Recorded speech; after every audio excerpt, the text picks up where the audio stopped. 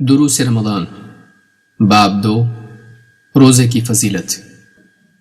اللہ کے رسول صلی اللہ علیہ وسلم نے فرمایا، جنت میں ایک دروازہ ریان ہے جس سے قیامت کے دن صرف روزے دار داخل ہوں گے، ان کے سوا اس دروازے سے کوئی داخل نہ ہوگا۔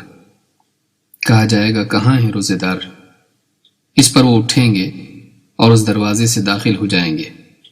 اس کے بعد وہ دروازہ بند کر دیا جائے گا اور پھر اس سے کوئی اور داخل نہ ہوگا۔ یہ حدیث بخاری و مسلم میں ہے۔ صحیح بخاری کی ایک روایت میں ہے، اللہ کے رسول صلی اللہ علیہ وسلم نے فرمایا، جنت کے 8 دروازے ہیں جن میں ایک دروازہ ہے جس کا نام الریان ہے۔ اس دروازے سے روزے داروں کے سوا اور کوئی داخل نہ ہوگا۔ جنت سلامتی کا گھر ہے جسے اللہ تعالیٰ نے متقین کے لیے ابدی رہائش گاہ بنایا ہے۔ اس خوبصورت اور نعمتوں سے بھری جنت میں داخل ہونے کے لیے اللہ تعالیٰ نے 8 دروازے بنائے ہیں، جن میں سے ایک دروازہ روزے داروں کے لیے خاص کر دیا ہے۔ یہ روزے داروں کے لیے قیامت کے دن اللہ تعالیٰ کی طرف سے خصوصی اکرام ہوگا، جس سے دوسروں کے مقابلے میں ان کا مقام نمایاں ہوگا۔ الریان کے معنی سیراب کے ہیں جو عطشان پیاسا کی ضد ہے۔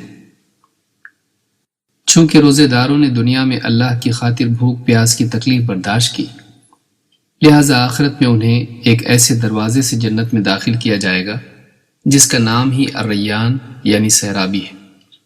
یہ روزے داروں کے لیے اللہ کی طرف سے ایک خاموش اعلان ہوگا کہ اب نعمتوں سے محرومی نہیں، اب چاہتوں کی قربانی نہیں، اب بھوک پیاس نہیں، بلکہ اب ہمیشہ کے لیے سیرابی ہے۔ ابو ہریرہ رضی اللہ تعالیٰ عنہ سے روایت ہے کہ اللہ کے رسول صلی اللہ علیہ وسلم نے فرمایا، جو شخص اللہ کی راہ میں 2 چیزیں خرچ کرے اسے جنت کے دروازوں سے آواز دی جائے گی، اے اللہ کے بندے، یہ دروازہ بہت خوب ہے۔ تو جو شخص نماز والوں میں سے ہوگا اسے باب الصلاح سے پکارا جائے گا، اور جو اہل جہاد میں سے ہوگا اسے باب الجہاد سے پکارا جائے گا، اور جو اہل صدقہ میں سے ہوگا اسے باب الصدقہ سے پکارا جائے گا۔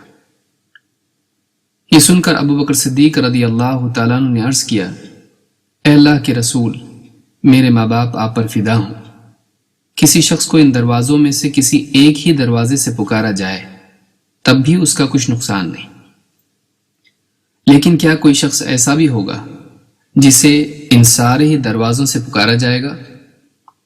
آپ صلی اللہ علیہ وسلم نے فرمایا، ہاں، اور میں امید کرتا ہوں کہ تم بھی انہی میں سے ہو۔ اس حدیث کو امام البخاری و مسلم نے روایت کیا ہے۔ جنت میں لے جانے والے اعمال بہت ہیں، پھر ان اعمال کے سلسلے میں لوگوں کی مزاج اور ان کی طبیعتیں بھی ایک دوسرے سے مختلف ہیں۔ کسی کا میلان نماز کی طرف ہے تو کسی کا روزے کی طرف۔ کوئی دین کی خاطر اپنا مال لٹاتا ہے تو کوئی اللہ کی خاطر اپنی جان بھی نچھاور کرنے کے لیے تیار رہتا ہے۔ فرائض کی ادائیگی کے بعد آدمی اپنے مزاج اور رغبت کی بنا پر کسی نہ کسی عمل کی طرف زیادہ مائل ہوتا ہے اور اسی عمل کا زیادہ اہتمام کرتا ہے۔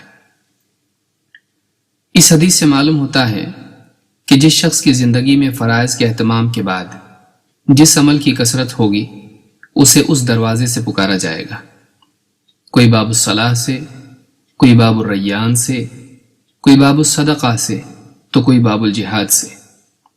بعض بندے ایسے بھی ہوں گے جنہوں نے کسی ایک نیکی پر تکیہ کرنے کی بجائے ہر نوع کے عمل سے اپنے اوقات کو بھر دیا ہوگا۔ ایسے لوگ بہت کم ہوں گے، لیکن یہی وہ خوش نصیب ہوں گے جنہیں جنت کے تمام دروازوں سے پکارا جائے گا۔ وہ جس دروازے سے چاہیں گے جنت میں داخل ہو جائیں گے۔